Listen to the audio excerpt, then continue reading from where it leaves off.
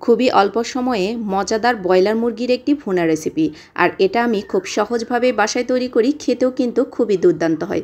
আপনারাও কিন্তু এভাবে ট্রাই করে দেখতে পারেন। তো তার জন্য আমি এখানে নিয়েছি 1 কেজি ব্রয়লার মুরগির মাংস। এগুলোকে ছোট পিস করে কেটে নিয়েছি। এভাবে রান্না করে পিসগুলোকে একটু ছোট করে নিতে হবে। এখন এর মধ্যে দিয়ে নিচ্ছি হাফ কাপ পরিমাণ পেঁয়াজ কুচি। পেঁয়াজের পরিমাণটা একটু বেশি দিয়ে নেবেন, তাহলে কিন্তু এই ভুনাটা অনেক বেশি মজাদার হয়। এখন এর মধ্যে একে একে আমি সবগুলো মশলাই অ্যাড করে দেব। তো আমি মাংসের টুকরাগুলো একটু উঠিয়ে দেখাচ্ছি আমি কীরকম সাইজ করেছি। লবণ দিয়ে নিয়েছি 1 চা চামচ পরিমাণ, লাল মরিচের গুঁড়ি 1.5 চা চামচ পরিমাণ। ঝালের পরিমাণটা আমি এখানে একটু বেশি দিয়েছি, আপনারা চাইলে একটু বাড়িয়ে কমিয়ে নিতে পারেন। হলুদের গুঁড়ি হাফ চা চামচ পরিমাণ, আদা রসুনের পেস্ট 1 চা চামচ ভরে দিয়েছি। এরপর এর মধ্যে এখন কিছু গোটা মশলা অ্যাড করে দিচ্ছি। একটা তেজপাতা, 2টো দারুচিনির টুকরো আর 2টো সাদা এলাচ।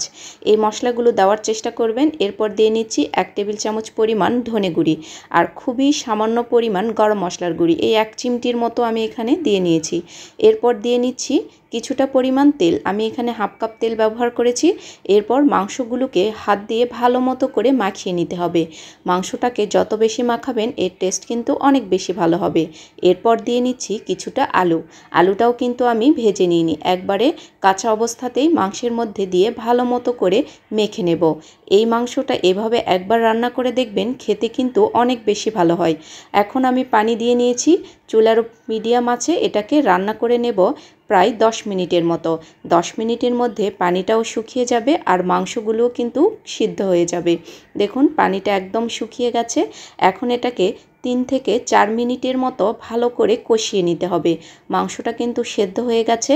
এখন এই তেলের মধ্যেই মাংসটাকে ভালো মতো করে কষাতে হবে। একটু পানি দিয়ে নিয়েছি, যেহেতু পানিটা একদমই ছিল না। তো পানি না দিলে দেখা যাচ্ছে যে তলানিতে লেগে যাবে।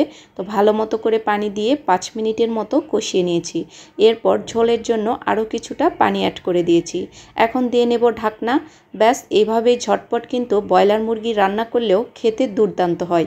তো একদম রেডি হয়ে গেছে মজাদার এই ভুনা। আর খেতেও ভীষণ ভালো লাগে আর তৈরি করতেও কিন্তু খুব একটা বেশি সময় লাগে না।